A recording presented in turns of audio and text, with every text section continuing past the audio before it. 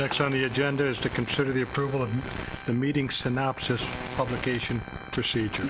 Don't say that quickly.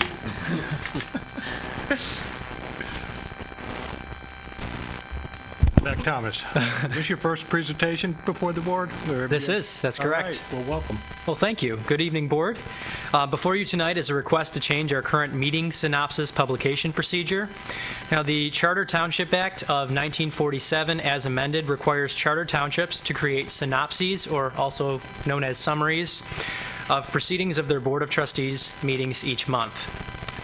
The law gives essentially three options to meet this requirement, and currently the clerk's office meets the requirement by publishing board proceedings directly into the eccentric newspaper. These synopses are large advertisements at approximately 372 words on average, which equates to a 3 by 8 inch notice in the eccentric newspaper. Now I'll give you a display up here in just a moment.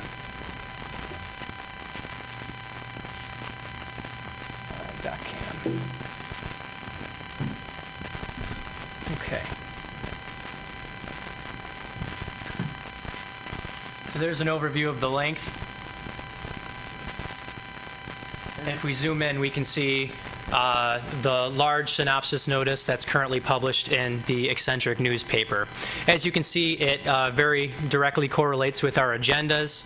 You additionally see the people that have commented during public comment. In this case, there were plenty. I believe it was an April meeting.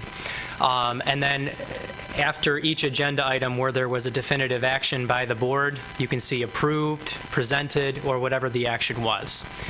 In items like item 8, there was an additional motions or additional details. Those are explained in bold, so you can see kind of the overview of what the synopsis is. So in addition to our video on demand service, our local broadcasting, and our minutes on demand, where we post the meeting minutes in an email blast, and on our documents on demand portion of the website, we also have this synopsis that's published in the newspaper. One thing particularly about this notice that's worth mentioning is that it takes quite a substantial amount of proofreading. So before I get into the dollar costs, we'll talk about some of the intangible costs to the clerk's office as well. Through these large synopsis notices, there are a lot of back and forth communications with the publisher when we're publishing to meet their requirement of the Charter Township Act. During these rounds of proofing, as we call it, or proofreading, the back and forth communications with the publisher produce an additional proof. And while we're proofreading these proofs to ensure accuracy and that everything is formatted correctly, due to the expansive nature of this notice and due to its unique formatting, there are often several rounds of these proofs. And again, these correct errors and omissions on the part of the publisher or occasionally on the part of the clerk's office. For every round of proofing, that takes 2 clerical employees, about 10 to 15 uninterrupted minutes, and as I mentioned, there are usually several iterations of these proofs due to the expansive nature and its formatting. Currently, over the last 12 publications or 12 months since it's published monthly, we've accrued over $2,000 of expenses, which equates to $173 per publication. So these are some of our most expensive publications. Although the dollar amounts do appear small, as we know, every taxpayer dollar counts, and we are always looking to find a higher benefit to cost ratio in the clerk's office. In this case, we believe we have found a way to very significantly increase this ratio and thus return on investment for the township. Now, as I mentioned, there are multiple options for meeting the synopsis creation requirement. Under the Charter Township Act, there are 3 options, and as mentioned in the memo on page 1, that's number 1, what we do now, which is directly publishing the proceedings into a locally circulated newspaper. Number 2, are denoted as 2A on the memo. We can post the synopsis, create and post the synopsis in the clerk's office and in 5 public locations throughout the township, and then publish only where the synopsis may be found.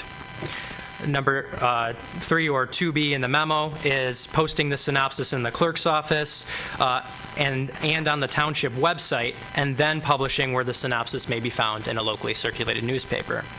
Now, the latter two options allow for the creation of a much, much smaller publication, and the clerk's office further believes that the final option, which is posting the synopsis on the township website and in the clerk's office, and then publishing the locations where the synopsis may be found in the newspaper, is both the least costly and best serves the public. Now, I'll show you an example of this on the screen. So in comparison, you can see that this is a lot smaller advertisement, and thus it's going to be a lot less expensive. This, give or take a few words, is about 100 words, and in price estimates around with publishers around the township that we regularly use, it was a 3x3 notice. In the eccentric newspaper, for example, that's a $65 notice, $65.16, which represents a it's 37.5% of the original cost. So again, dollar amounts we might be talking in smaller dollar amounts here, but in terms of the overall cost of what we have been doing, we'll be significantly reducing that, 37.5%. But that's just the cost side of the equation. Transparency, as I mentioned, is important and will be preserved, and we believe it will be enhanced. This will be, in addition with the full synopsis, which was the first item on the screen, will be newly posted to the township website. That's something that has not been done before. And in the required advertisement, as you can see on the screen, we not only post the clerk's office number in case someone wants to locate the synopsis, we would be ready and willing to assist them, but we also post the direct link to the synopsis as well. So this will appear on the township website. It's a new thing that appears on the township website, but we're still publishing for anybody who is looking through the eccentric newspaper's legal notices section where exactly the synopsis may be found. As mentioned, the purpose of this is to produce a high benefit to cost ratio, so we will accommodate, we'll be ready and willing in the clerk's office to accommodate anyone who needs any additional assistance in locating the synopsis, be it through a phone call, helping the resident navigate the website, or if they need to, we can send them a PDF copy of the synopsis over email or anything else that we might need to do. The purpose is transparency.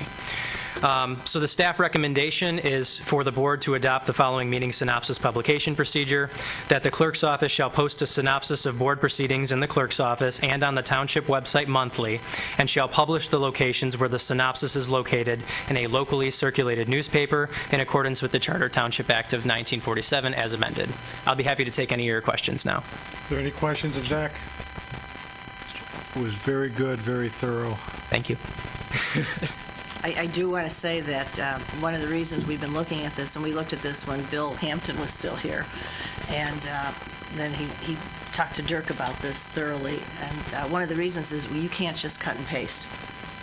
You send them, they reset the whole thing, so the proofreading is a long, and Patty can attest with this, and building and planning department too. It's a very arduous effort, and you do sometimes get 2 or 3 drafts before they get it right or we get it right, but they reset everything, so it's not an easy cut and paste, and this would really make everything a little more efficient and more economical. Absolutely. If there are no other questions, I would take a motion to approve the recommendation as presented. So moved. Moved by Michael, support by Neil. All in favor? Aye. Any opposed? That is unanimous. Did I get that wrong? No, there you got it.